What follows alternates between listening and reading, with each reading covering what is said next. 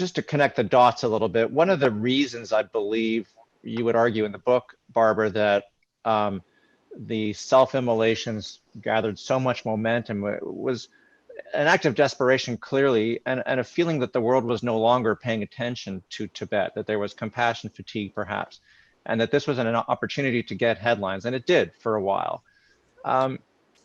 But it was a dilemma for Tibetan organizations and for the Dalai Lama himself, who you quote as being somewhat ambivalent. And he talks about, you quote him, I think, as saying, courage alone is no substitute. You must utilize your wisdom, which seems an oblique exhortation to not sacrifice yourself. But he was very clear that he didn't want to condemn or in any way denounce it because he didn't want to offend the family. So Barbara, it sounds like it was a bit of a balancing act. Can you describe that?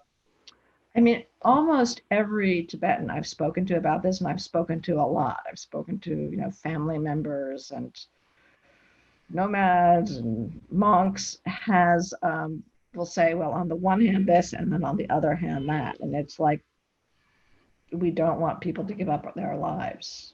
Young people, some are parents.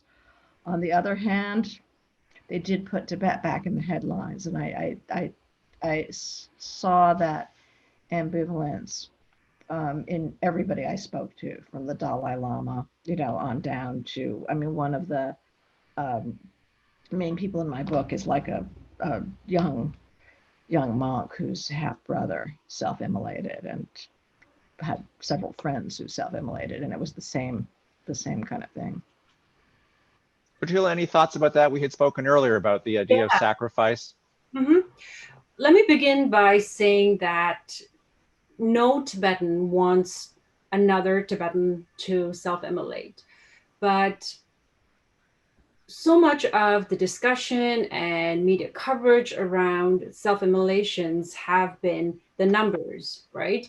And we forget that behind these numbers, these are people. And if you look at who was self-immolating, you see that these are people who were from different backgrounds, different ages, different socioeconomic status, and yet they had a similar, in fact, the same message, which is Tibet for Tibetans. They called for a return of the Dalai Lama into Tibet. And so we have to also take a moment to understand, what is their message? Why is it that they decided to take such a drastic action like a self-immolation? What is the story behind the self-immolation? I feel like oftentimes we lose sight of that we just talk about, oh, this person self-immolated, this is the number we're at now. And we forget that people choosing to self-immolate, the personal nature of what that means to carry out something like that, it shouldn't be overlooked. It's a very, very difficult decision.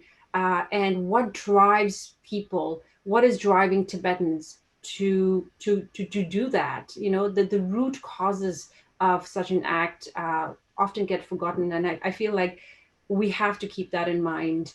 Also, as is sort of shared in the book, and we know many Tibetans inside Tibet, they do other things, like they petition the government to make changes. It's much harder, in terms of the crackdown now, but there were protests and demonstrations in numbers. It's very hard to do that now. So these acts are,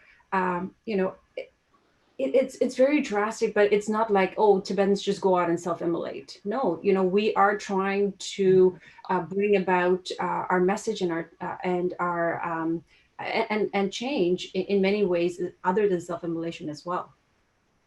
Okay. In the time we have left, let's try to look to the future and Barbara, Bhutila, talk about what's next for Tibet.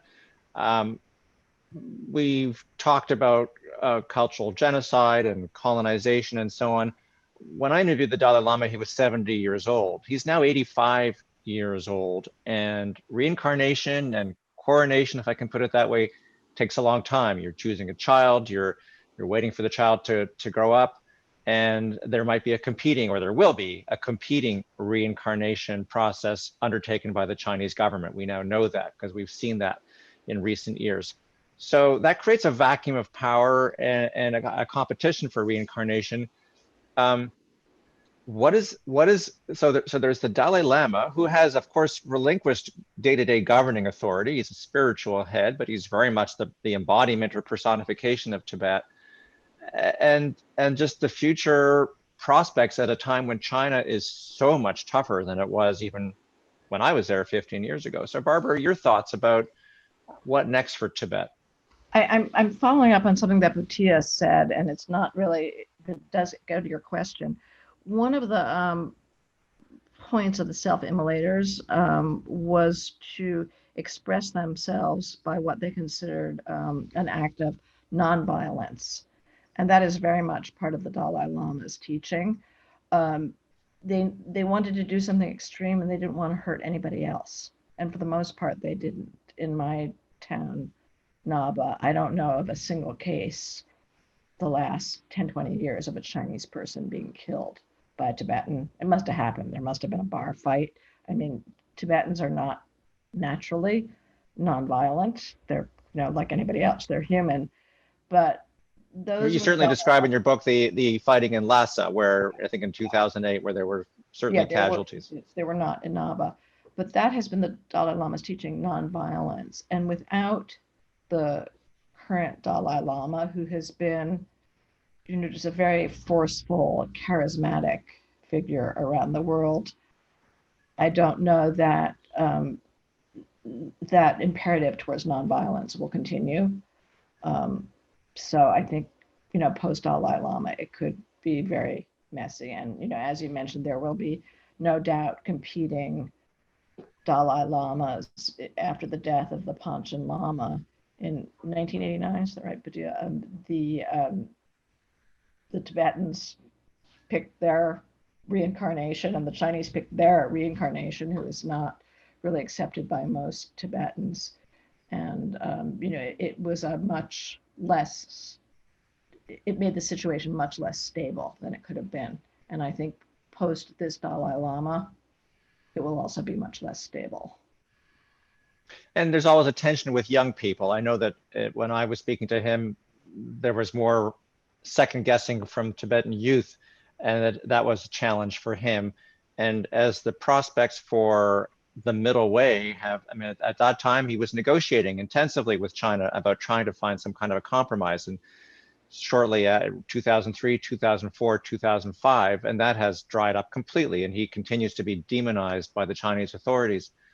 But on top of that, China doesn't do autonomy very well these days, never mind independence. And we see what's happening in Hong Kong, in Xinjiang, which is arguably worse than what's happening in Tibet right now, and Taiwanese have long given up on that. So it is a somewhat bleak outlook.